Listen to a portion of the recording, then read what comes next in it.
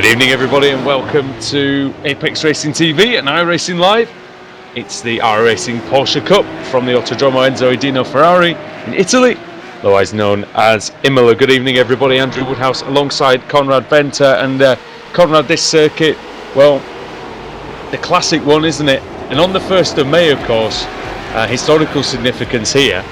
But I hope we'll get a good race. I hope we'll get a good race here regardless. Yeah, we were just talking off air about certain classic tracks, and this track definitely qualifies as one of them. Only a recent addition to iRacing, but certainly a worthwhile one. Yeah, and of course, I suppose we should mention the fact that it is 23 years to the day since we lost Ayrton Senna here, and of course the day before Roland Ratzenberger in that horrible weekend in Imola, where seemingly Conrad, everything that could go wrong pretty much did. But this circuit's recovered. It's got a great reputation as being a driver's track and a great place for a motor race.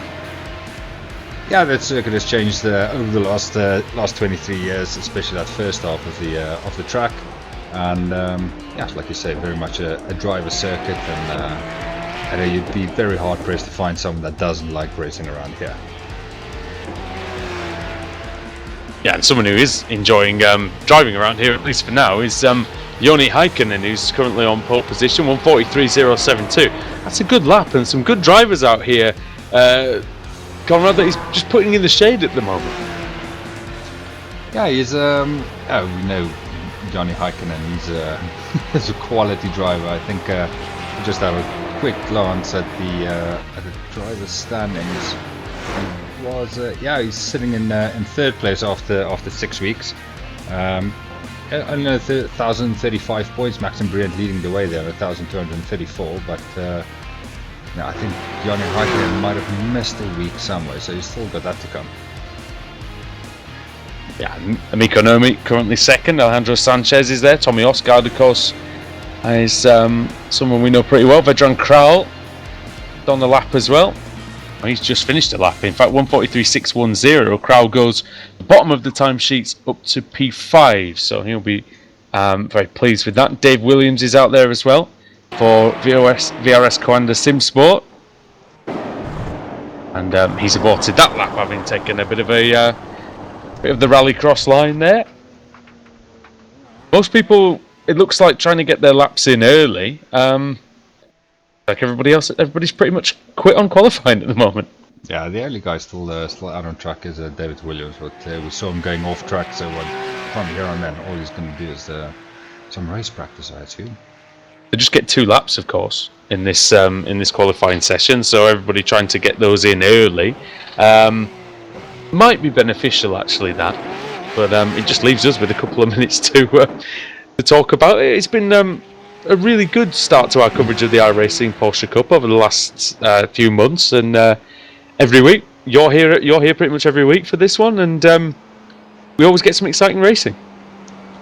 Yeah, it's sometimes it's a bit of a slow burner, like we saw last week. It died a little bit, sort of in the middle stages, but came alive again towards the end. But yeah, it's always good to watch these races. Always something that happens somewhere in the race. And then remember a couple of weeks ago at Brands Hatch, that got spread out pretty quickly because of a huge crash at the start of the race. And then last week we were at Road America, and that just became really, really good towards the end. David Williams in that particular race thought the race was over a lap earlier than it actually was, and went across the start-finish line, blew his engine on purpose. And of course he still had a lap to go.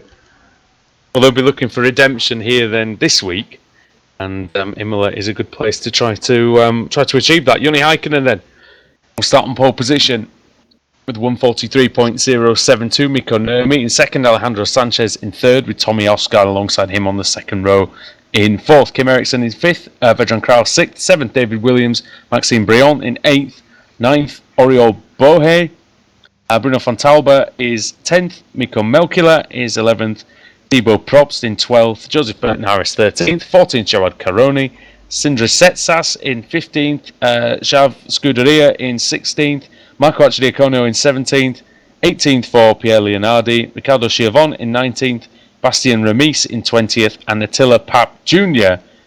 in 21st.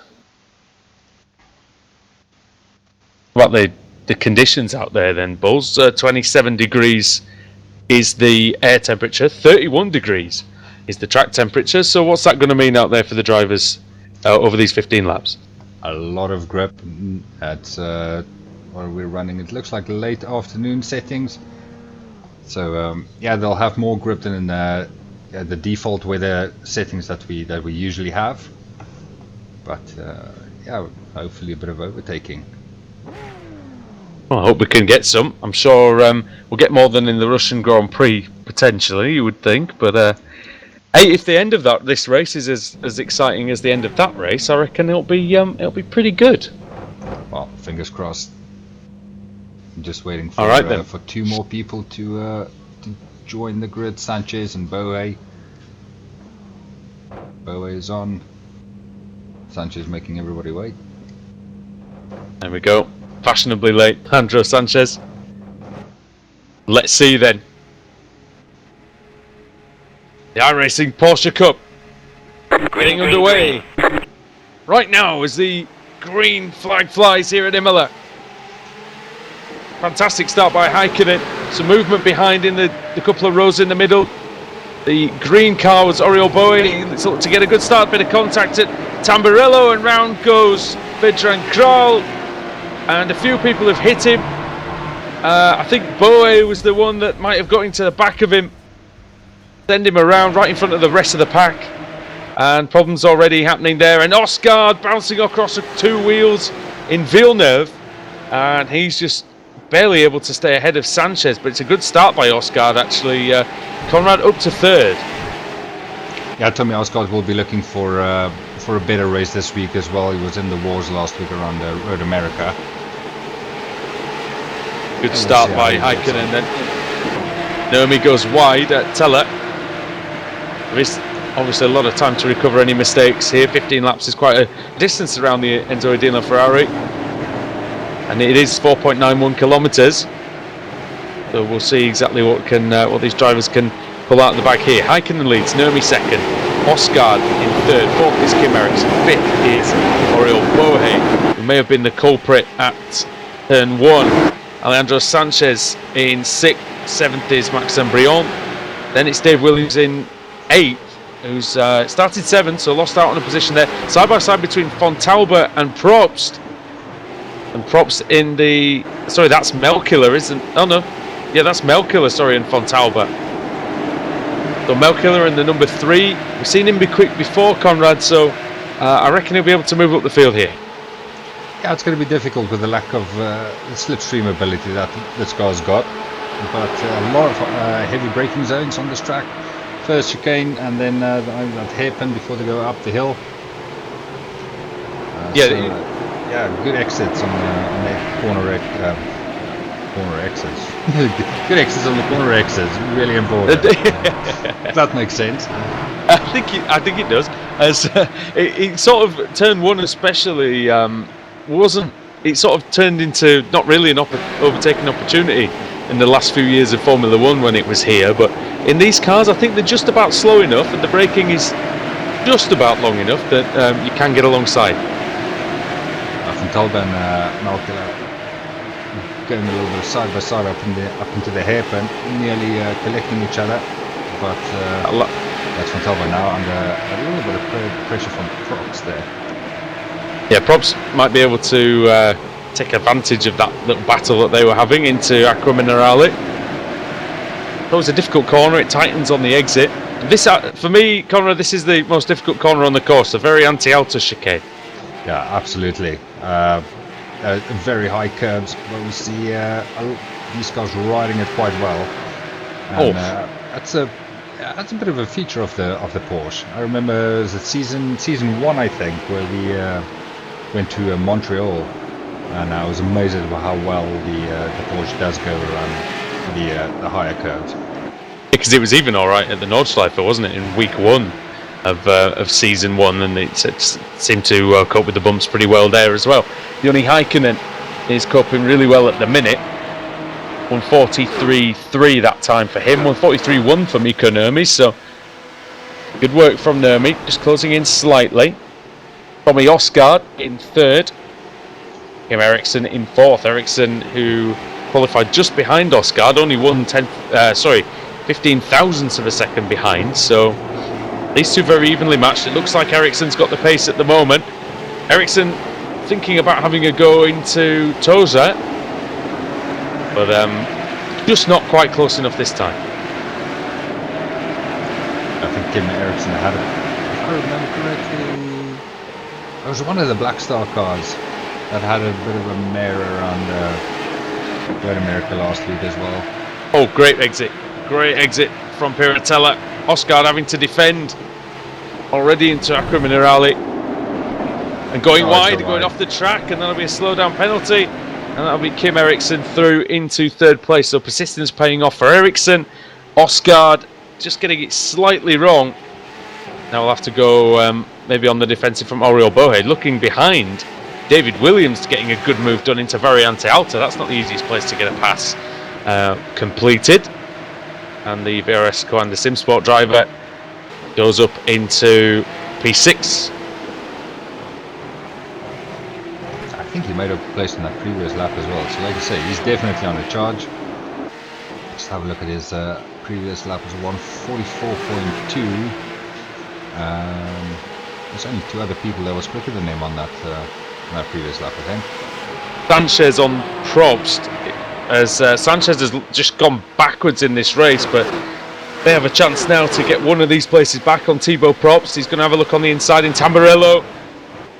Very late on the brakes. Can he get it stopped? He can. That's a lovely overtaking move. Really, really well judged. And can he keep it?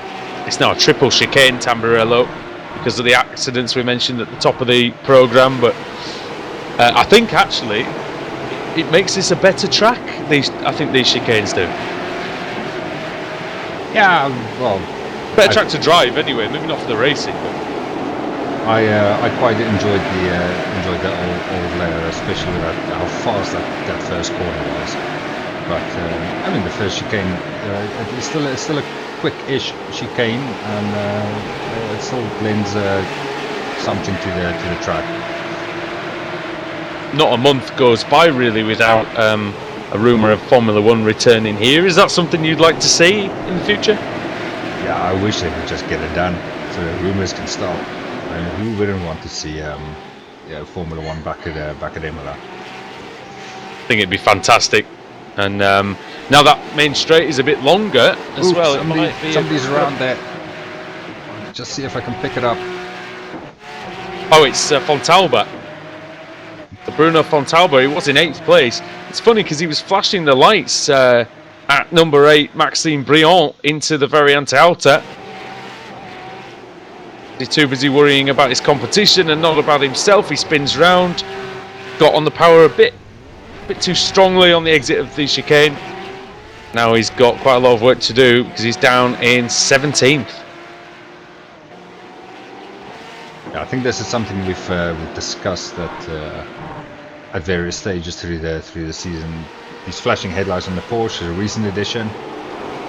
I know some of us have got, have got some different feelings about somebody behind you with the flashing headlights. Don't get me wrong, I can't remember who it was, but somebody had the headlight button stuck on. Adam told me that somebody was flashing the lights for the whole race, and I can't remember who it was for the life of me, but that's the kind of thing that could happen. But yeah, I wouldn't take too kindly to someone flashing the lights behind me, but you know, we know what it's for, we know why that is, and whether you just ignore it or let it get to you, I think it's easier to just ignore it and maybe have a bit of a laugh at drivers who make a mistake while doing so, which is what's happened with Fontalba, unfortunately for him. Now, at the front, it is getting a tiny bit closer. It looks like Mikko Nurmi is just beginning to close in just that little bit more on Joni Heikkinen. That'd be interesting to see if Nurmi can close that gap, and if he does, if they actually going to be racing each other. Both of these cars, Heikkinen and Nurmi, driving for the same team. And we'll see if there's any team orders in play later on in the race. Lap 5 of 15 in the iRacing Porsche Cup from Imola. Andrew Woodhouse and Conrad Venter bringing you all the action here on Apex Racing TV and of course iRacing Live. Thank you for making us a part of your Monday evening, the bank holiday, of course, the 1st of May. And sorry, yep, go on. Yeah, I've just talking about Black Star Racing. They are occupying first, second, and third at the moment. They're pretty good outing for them in the first six laps of this race. Yeah, that's not bad, really, is it at all? And interestingly, since Ericsson got past Osgard, Osgard hasn't really lost any time. So these two very, very evenly matched. So it'd be interesting to see if there's any more movement in the positions between the two between now and the end of the race. Oriol Bohe, you mentioned he was one of the latecomers to the grid. Well, 9th on the grid he was, and yeah, made a little bit of contact at turn 1. I don't know if he was at fault or whether he was just maybe the wrong place at the wrong time, but he's having a really good race. He's only 1.2 seconds behind Osgard. Yeah, I think we've noticed with the Porsche, what might be helping him a little bit is like we've mentioned, the slipstream effect isn't great, but there's enough there that if you're within a certain time of the car in front, it does drag you along. It helps you to keep in touch with the cars in front. And we saw it around Road America last week. I don't know if it's going to play such a big role here, but if Oscar can pull just maybe another 1 or 2 tenths out of Bohe, it would be interesting to see if he can still hold on. Yep. Yeah, he's probably just getting a little bit of help down that front straight, as Bastien Remis might need a little bit of help, because he's under a lot of pressure from Marco Accidiacono. Now we see Accidiacono in action in the IMSA Sports Car Series on here on Apex Racing TV. He's always a front runner in that series. Got a really nice slipstream, you mentioned it. He's just about got enough tow that he might be able to have a look into Tamburello. There he goes. Up the inside. And Marco. Really, that's a nice move. Yeah, really, really nice. It's really a corner where if you're going to try and overtake someone, you need them to be playing ball with you. He left the door open, did Remis as well. I was a little bit surprised at that. Thought he might have just covered the line, because you could see actually O'Connor was there, but maybe he just didn't want to lose any time and thinks, well, maybe I should tag along to the faster car and see if he can move through the field with him. Alejandro Sanchez, speaking of moving through the field, this is a guy who started in 3rd position and didn't get the best start, and then he dropped back down. I don't know if he was one of the drivers possibly involved in something on the first lap, but now he's right behind Mikko Melkila. And well, is he going to have a go into the Variante Alta? Oh, this isn't well judged at all, and he's ended up hitting Melkila and cutting the course. And surely that'll be a slowdown penalty for Sanchez, because he went all the way 4 wheels over the inside curb. I think he's got away with it. Unbelievably. He's just hitting the brakes a little bit. So if he got one, it might not have been as might have been a bad. small one. But yeah, that was slightly optimistic, wasn't it? Oh, and sideways goes Melkila, the Jim Racing team. And he's in 8th place at the moment after starting 11th, so that's a good start. I'll tell you what, Bastien Remis, we saw him. He'd made up 8 positions, Conrad, since the start. So, you know, he's not had such a shabby race himself. Yeah, I think a few of them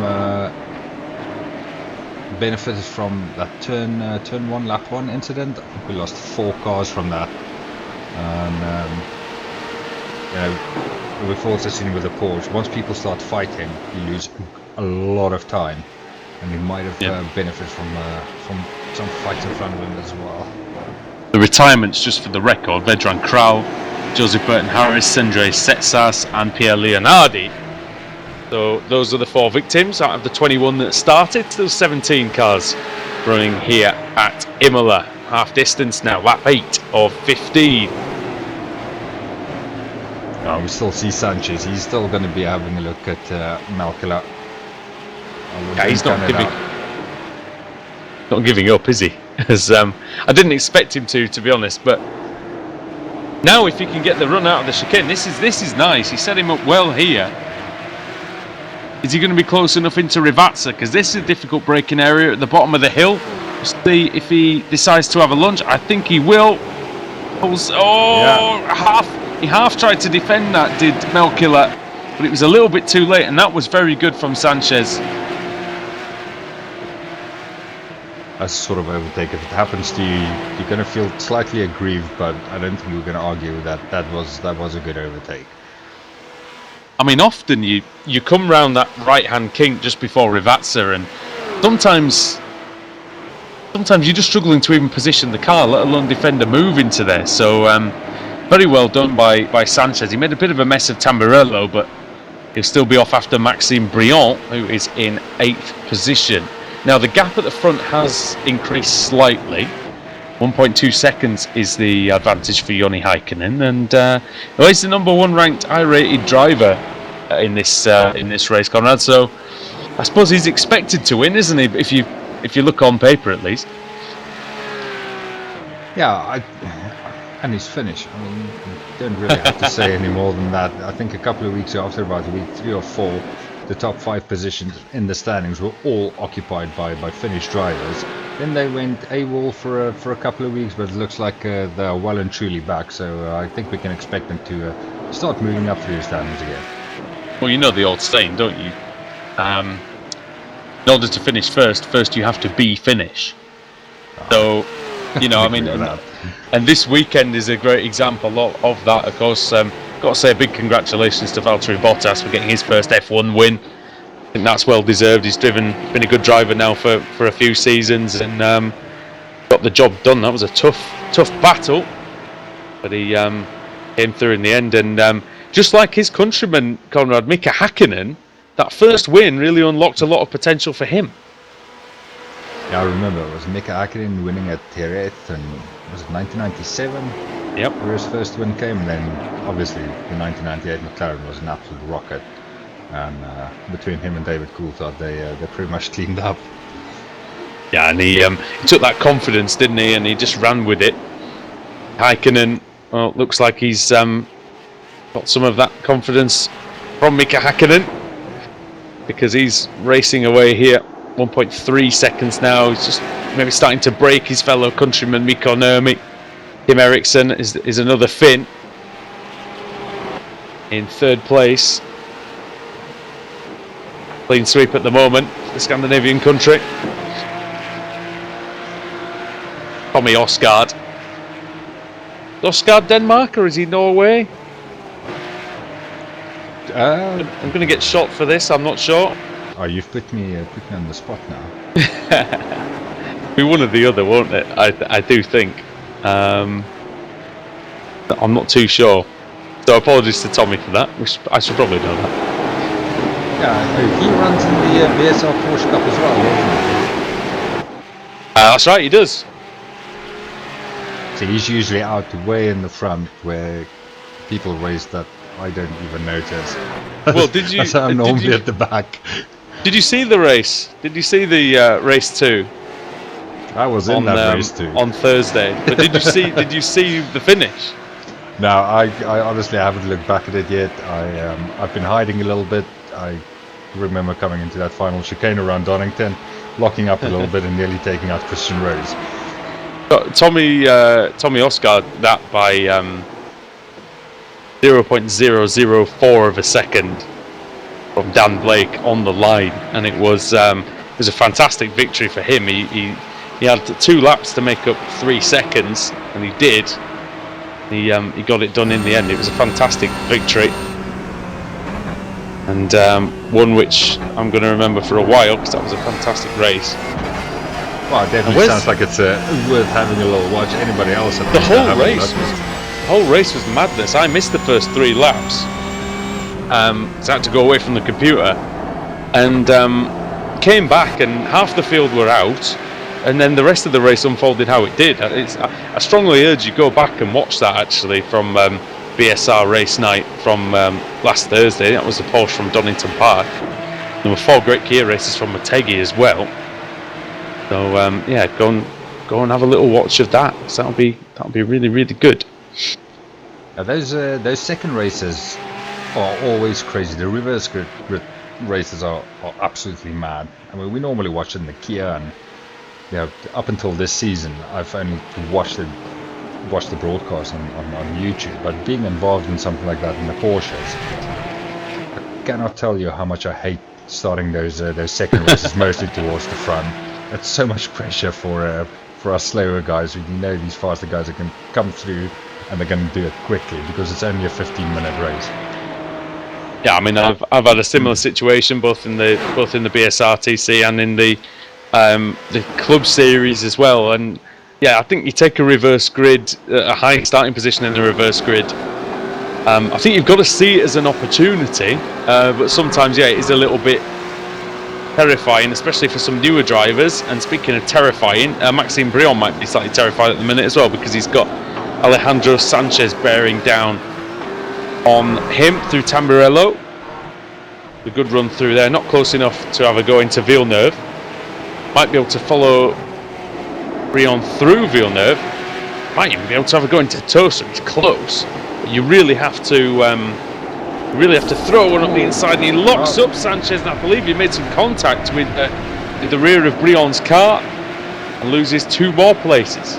Yeah, Sanchez just carrying a bit more speed through the corner than Brian, and yeah, giving me a little nudge through the corner, and Sanchez spinning. Brian got away scot-free. Just locked the rears a bit as well, didn't he? I think on the way in, and made it even more difficult. Naomi's took 1/4 of a second out of Häkkinen, so that battle isn't over. It's 1 second now. They've now got rid of Ericsson. Ericsson is 4.8 seconds behind. Osgaard is another 2. Then really everyone else just separated just by that little, by sort of 1 second or so, aren't they? Nobody's really close to each other at this point. Maybe the closest is actually this one between Jav Scuderia and Bruno Fontalba. Of course, Fontalba was running in the top 10 before his spin. Yeah, there's a couple of cars in the back of the field that looks like they've seen better days. Panel beat might make some money getting hold of some. That's it, not exactly showroom condition, some of these guys, but yeah, I'm sure get the money's worth for that damage anyway. As Scuderia in 15th, Fontalba in 16th. 3 laps to go, and Fontalba don't look like he's really troubling the back of car number 14.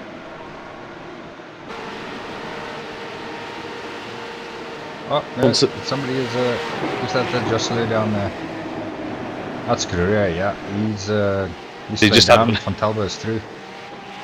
And just as I look away from it again, as so often happens, there is a change of position.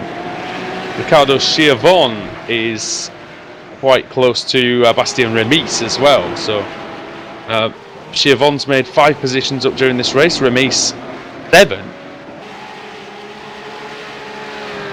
So yeah, the midfield, it's always pretty competitive in the Porsche, isn't it? And I know that's usually just about where you are, isn't it, on a Thursday? And I don't know, it seems like it's just a trait of this car that it seems to be closely matched throughout the field.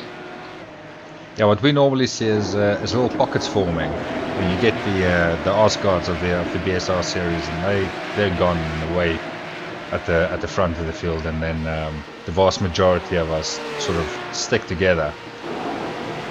And the only thing I normally wait for is just an incident so I can make up some places. I think sometimes you have to, don't you? You have to wait for those sort of other people's mistakes in this car, because it's just about fast enough, isn't it? That, like we say, overtaking is not too easy. Yeah, I think you have to be patient. But what I think we see a lot is people driving line astern, and with the rears being prone to locking up and then the back end stepping out. You have to be careful under braking, and then people get impatient and they want to force the overtake, and that causes incidents. I think that might have been something similar that we saw in this race on lap 1. Look how close this lead battle is now. It's less than half a second between Häkkinen and Nurmi. So Nurmi is really going for this. They're trying to wrestle this win away from Joni Häkkinen. If he's going to be able to do it here. Well, they've got some lap traffic coming up as well. That is going to be interesting. Perfect lines through Variante Alta.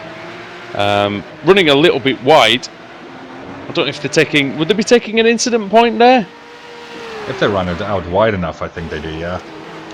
Yeah, but I guess it's not maybe an automatic off track on that AstroTurf. I'm not sure. It's been a while since I raced here in the Porsche, I must admit.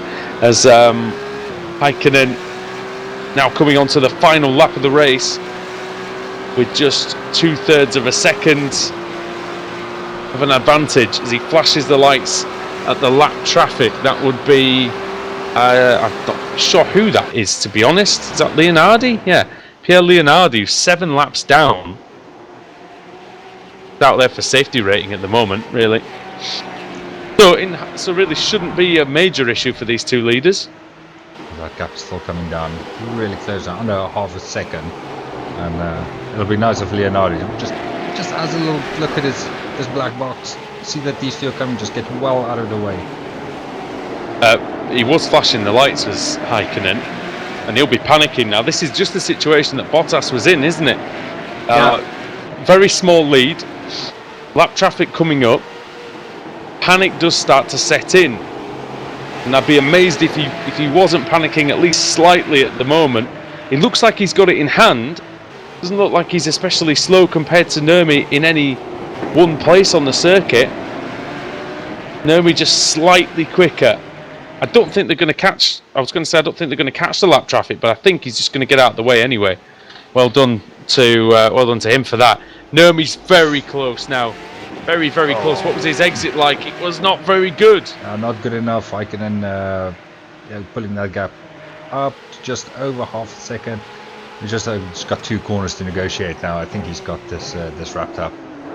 Oh, he's locking front Sanrias into Rivazza. Just got Rivazza 2 to come. Make sure you get that out of the corner, okay? He has. And over the line to take victory in the iRacing Porsche Cup is Joni Häkkinen. Yeah, great race from him. We were talking about him from qualifying, and led the race from start to finish. Teammate coming second and third as well in Kim Eriksson. Close for P12 here, actually, Okono and Remise, but it's going to be the Italian who gets it. Home circuit. Schiavone then, Fontalba, Scuderia. Very, very good race in general. Nice clean driving out there, and good. Just a nice race all round, I think. Yeah, it's nice to see Pierre Leonardi and Sindre Setsas making their way out into the track despite that first lap incident as well. Just picking up some safety rating, I suppose. Yeah, I mean, you might as well, I guess. Every little does help with things like that. Häkkinen celebrating with donuts. And why not? Why not, indeed? Winning this top split race. Oops. Yeah, somebody spoils the party.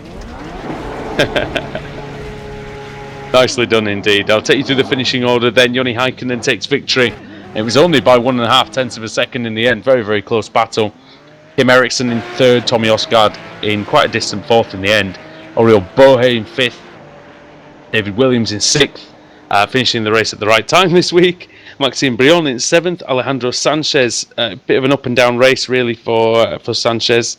Didn't have the pace out there, but racecraft not so much on this day. Thibaut Probst in 9th, Mikko Melkila 10th, Joad Caronis 11th, 12th for Marco Accidiacono, 13th for Bastien Remise, Ricardo Schiavone in 14th, 15th for Bruno Fontalba, 16th Xav Scuderia, Attila Papp Jr. in 17th, and the cars 1 lap down or more. Pierre Leonardi 8 laps down in 18th place, Sindre Setsas in 19th, Vedran Kral in 20th, and Joseph Burton Harris was the first man out of the race.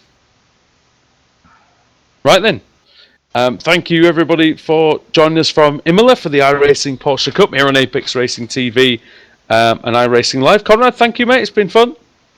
Yeah, yeah, it's nice to get you into the commentary box with me every now and again, and hopefully we can do it again soon. I'm sure we will. All right, everybody, thank you very much for tuning in to this broadcast of the iRacing Porsche Cup. Don't forget to like us on Facebook, follow us on Twitter at Apex Racing TV, and also subscribe to the YouTube channel as well. Click the little notification icon as well, the little bell icon, if you want to see our notifications when videos are posted, so they don't get lost in your endless stream of subscriptions. Right then, thank you very much, everybody. And we'll be back tomorrow evening when BSR Formula Renault continues. And then on Thursday, it's BSR Race Night of the iRacing MSA British Sim Racers Touring Car Championship. So we will see you tomorrow night. Goodbye.